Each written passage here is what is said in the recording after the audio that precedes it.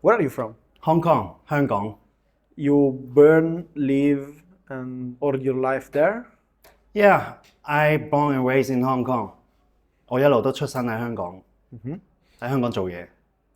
And tell me something about you, your style, your background.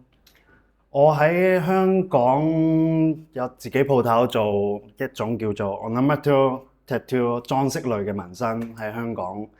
咁就依家一路都喺香港嗰度去建立緊好多一啲比較大面積嘅圖案，一啲完全係我覺得唔係淨係一個紋身，係一個去建立去 build up 一個身體嘅一種裝飾類嘅圖案喺人體上邊去 fit 佢哋嘅身形啊、body 啊各樣嘅嘢，而唔係完全淨係一個紋身，而係一整個身體去建立。Tell me something about the beginning of your career, where you start learning, how you decide to be a tattoo artist. So 有趣嘅係我一開始去畫呢一種咁樣嘅花紋類、裝飾類嘅嘢嘅時候，其實我都唔知道呢一類型叫乜嘢名，呢一類型係乜嘢嘢。我純粹就係一路畫，又畫下就覺得擺喺身體上邊原來咁樣都好正喎。然後亦都有一啲人會覺得你畫嗰樣嘢好好喎，可唔可以試下擺喺身上邊？由我開始去諗去改變點樣去擺嗰啲佈局喺身上邊，咁就開始咗呢一個咁樣嘅咁樣呢一個方向嘅紋身，去幫人哋好似一種建立身體build up 呢個身體嘅嘢咁樣去裝飾嗰樣嘢。I saw that you did many huge projects. How is the tattoo culture in your country? How is that, sir? The tattoo culture in your country. In my country, so 喺香港，我哋以前咧好多人做一啲我哋叫龍虎鳳，一啲叫做比較係都有啲東方傳統日式元素嘅紋身喺入邊嘅。然後其實近呢10年香港發展得好快，有好多唔同元素嘅嘢喺香港嗰度。咁香港個紋身嘅文化其實一路都不斷改變緊，有好多唔同嘅形式，有好多唔同嘅風格出現，然後每一個人都發展得好好，好多唔同嘅嘢越嚟越成長得快。咁我都係其中一份子喺入邊，就係盡量去將我依家想做嘅嘢去俾多啲人認識。呢一樣咁樣嘅紋身點樣擺喺身體上邊啊？點樣令到個身體嘅線條更加好啊？做多啲唔同嘅大型嘅紋身，去俾多啲人認識呢一種紋身嘅背後，或者佢點樣呈現喺身體上邊。How was the Hong Kong tattoo culture in the beginning? Because everything starts from Japanese culture, or Hong Kong as their own tattoo style and then take inspiration from Japan? So 以我所知就係好多年前咧，香港係有一個水手會經常經過香港，咁然後嗰陣時香港開始有紋身係 for 一啲即係搭船經過香港嘅人，可能佢哋會去紋個身啊咁樣，比較係一啲美式傳統嘅嘢。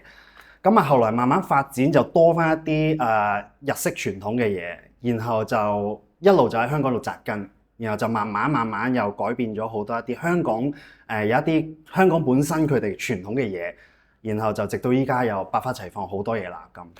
Yeah, I completely understand. Yeah. I was in Japan not so far, so I want to know more about the culture close to Japan, like China, Hong Kong, Korea, how they get inspired from Japan, but I also want to know how it was born. And the American traditional is one of the reasons. Because I don't think so it's the only one, but do you know any movement in tribal? Yeah, we do. Like 一開始我知道有一啲背景，有一啲歷史上邊去提翻有一啲紋身店係美式傳統嘅嘢，同埋都有一啲 tribal 嘅嘢嘅。嗰陣時佢哋比較容易用呢一樣嘢，因為細細個全部都係嚟到之後揀呢一個就擺上身上咁。Okay. And do you take inspiration from tribal style for your? Sorry, what? If you take inspiration from tribal tradition, or Yeah. you are only looking for a new generation of geometry?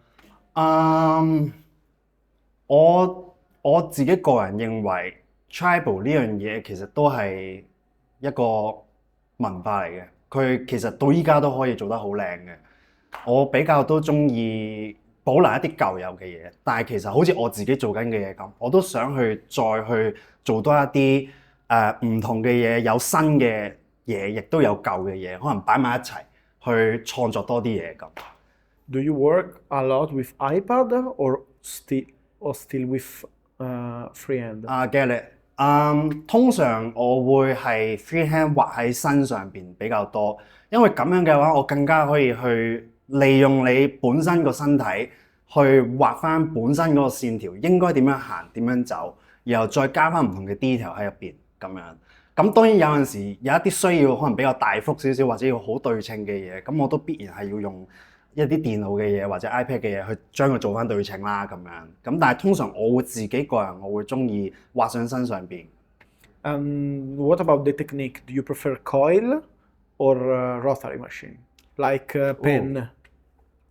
我自己個人我中意用coil machine，因為對我嚟講，我覺得做手工紋身呢一種對我嚟講係一個手工藝，我中意嗰個手感同埋呢一個機器佢俾到我嗰個反應。而我自己有試過用一啲比較輕啲，可能摩打機或者係筆，我就冇試過。但係對我嚟講，嗰個手感唔及舊式 coil 機嗰個手感咁。咁所以我自己個人我會 prefer 用翻 coil 機。And when you started tattooing? 我到依家紋身大約11、12年。